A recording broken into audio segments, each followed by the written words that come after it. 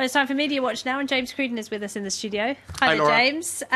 You've got some more reaction to Emmanuel Macron's speech to the European Parliament today, a warning against this slide towards authoritarianism. That's right. I have to say it's not something that has got European Twitter users or internet users all fired up and commenting. You surprised me. But the whole point is that Emmanuel Macron is trying to launch this citizens' consultation process that would get Europeans sort of more engaged in the future of the European Union. It's hard to get people excited about the EU, isn't it? It is, because people, I suppose, feel somewhat distant from the decision-making process, and this is one initiative to try to sort that out. Also, I suppose, using language that is quite strong to maybe alert people to the real fractures that are there is something that Macron tried to do today, speaking of a potential civil war in Europe between East and West, with these kind of fractures in terms of, well, a common project or lack thereof.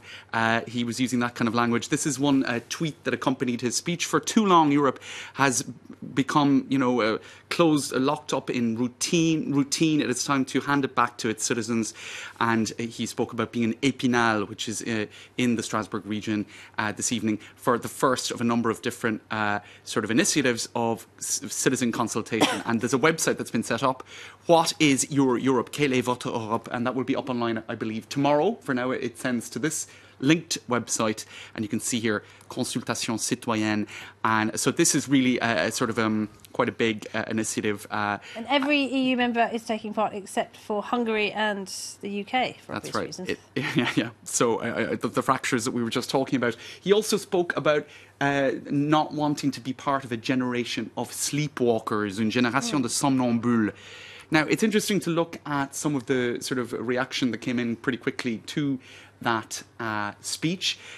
This on a magazine called Counterculture, contreculturemagazine.fr, which is pretty, it's not actually that countercultural if you look at the content, but what they're saying here is it's not just about being a sleepwalking generation, it's about a whole lot of technical questions like sovereignty, the sovereignty of the European people, because Macron spoke about European sovereignty. Yes, a kind of that would accompany or be in parallel to national sovereignty. It's that kind of complex issue of people worry the that national question in it's Europe. about replacing national sovereignty because people are very attached to their nation states. They are indeed. So the whole notion of sovereignty here is dug into in this piece, saying, well, actually, it's kind of difficult to find because sovereignty is a concept that belongs.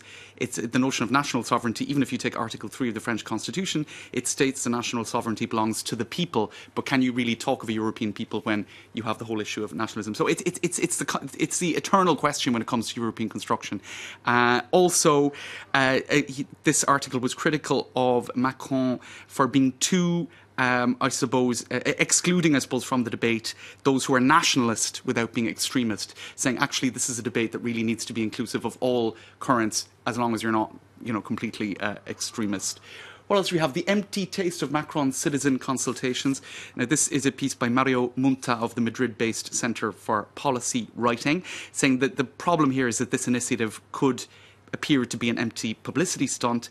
They had a kind of a test run in Zagreb, the capital of Croatia, last week, and this observer found that in practice the Croatian debut of the Democratic Convention had all the elements of a facade consultation and the dialogue was not inclusive. Now, if you look at this article where they interviewed Nathalie Loiseau, who is the French Minister for European Affairs, she says, well, look, what choice do we have? We have to take the risk of consulting the population, even at the risk that what we hear back is not necessarily the policies that we want to roll out of greater harmony on the tax front and whatever else, and a real sort of European federal state.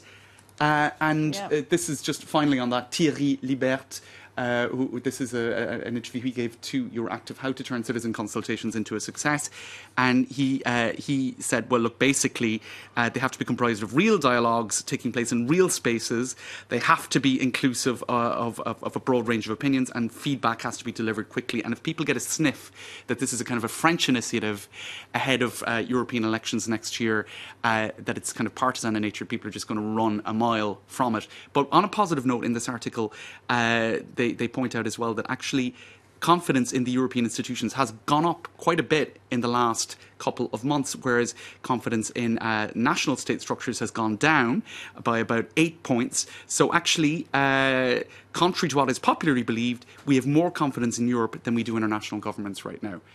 So perhaps this consultation of European citizens might give some surprising results, because for now everybody's talking about Europhobia and the fact that, with, for example, the recent Italian election results, that a kind of harmonious construction of a European the European state project is fighting for its life. That's right, but perhaps the trends maybe this could bring it could back. shift. We'll have to wait and see. All right, James, thank you very much indeed. James Reed in there.